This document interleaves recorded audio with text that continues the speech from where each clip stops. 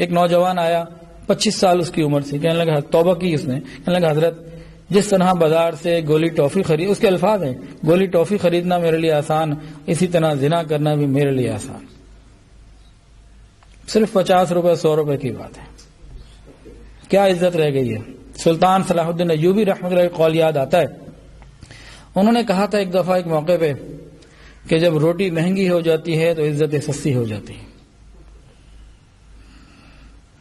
اور فرنگی ماحول میں زنا کی کثرت کی وجہ سے بن بیاہی مائیں بہت ہیں، تو وہاں تو یہ برائی اس کو محسوس کرنا ہی ختم ہو گیا، اور وہ جب بچہ ہوتا ہے اس کو چھوڑ دیتی ہیں، خاندان تو ہوتا نہیں.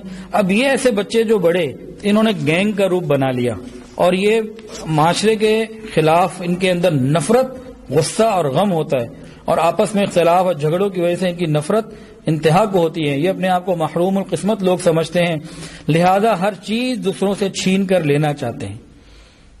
تو انہوں نے بھی معاشرے کے اندر فتنوں کو اور جرائم کو جنم دیا. تو موسیقی سے جرائم تو آئے، موسیقی سے کبھی خیر نہیں آئی. آقا صلی اللہ علیہ وسلم کی بات حق اور سچ ہے. تو جہاں موسیقی عام ہوگی وہاں جرائم بڑھیں گے، وہاں کبھی امن نہیں ہو سکتا. تو امن چاہتے ہیں تو دین پر عمل کرنا پڑے گا، اور موسیقی تو ہمیشہ جرائم کو جنم دیا کرتی ہے.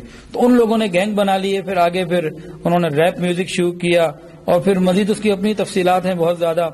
تو حتیٰ کہ لوگ کہتے ہیں جی ہم میوزک نہیں سن رہے ہیں، تو اسٹریٹ اسٹوری سن رہے ہیں، کہ وہ اپنے غم کے حالات رو کے، چیخ کے، اور کالے کپڑے پہن کے، اور ناک میں چھلے ڈال کے، پتہ نہیں کس کس طرح وہ کرتے ہیں. ابتداء میں فرنگی کے ماحول میں بھی اس میوزک کے خلاف نفرت تھی، آہستہ آہستہ وہاں بھی یہ پھر پاپولر ہو گیا. انا للہ و انا الیہ راجعون. اس کے بعد جو اگلا فیز ہوا کہ جب گانے بجانے والوں نے، جو اس قسم کے مظلوم لوگ تھے، اپنی مظلومیت کا چرچا کیا، تو شیطان نے پھر 4 جوتے اور آگے بڑھا کر ایسی موسیقی کے سر تال ایجاد کیے جو مایوس زندگی گزارنے والوں کے دلوں کو تڑپانے لگی.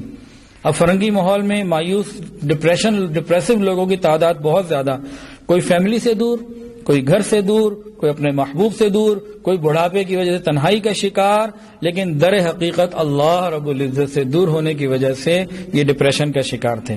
ان کا خودکشی کا دل چاہتا ہے.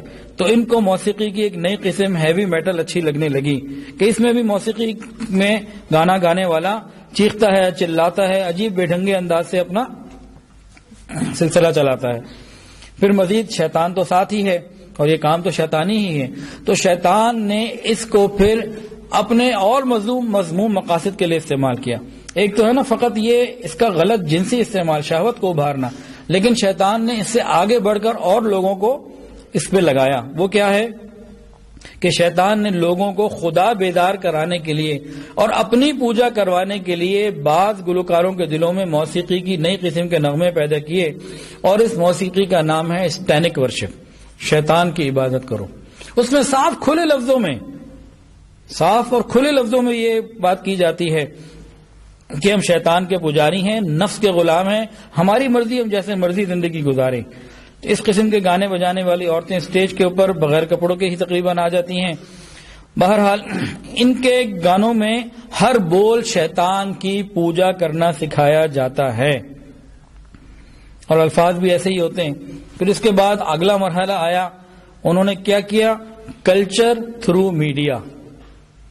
ایسے چینل بنائے کہ انہوں نے اپنے کلچر کو ہمارے اندر تھرو میڈیا دینا شروع کر دیا، اور وہ ہم نے اس کو اپنانا بھی شروع کر دیا. اب ایک بات کو ذرا اور بھی محسوس کریں کہ شیطان کی گہری سازشیں کہاں تک پہنچی. موجودہ سائنسی دور میں انسانی دماغ کے اوپر تحقیق کا کام بہت تیز ہو گیا ہے.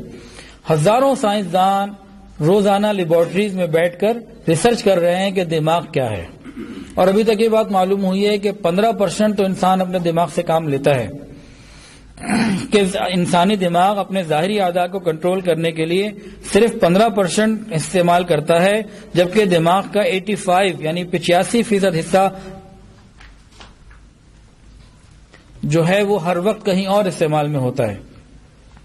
کہ انسانی دماغ اپنے ظاہری اعضاء کو کنٹرول کرنے کے لیے صرف 15% حصہ استعمال کرتا ہے، جبکہ دماغ کا 85% حصہ ہر وقت الگ استعمال میں ہوتا ہے۔ سوال یہ پیدا ہوتا ہے کہ بقیہ 85% حصہ کیا کام کرتا ہے؟ ابھی تک یہ راز پورا نہیں معلوم ہوا۔ یہ بات واضح ہو چکی ہے کہ ہمارے حواس اور ہمارے دماغ ایسے سگنل بھی ہم کو پہنچا دیتے ہیں جو ہم محسوس کرتے ہیں، اور ایسے سگنل بھی ہمیں پہنچا دیتے ہیں جو ہم محسوس نہیں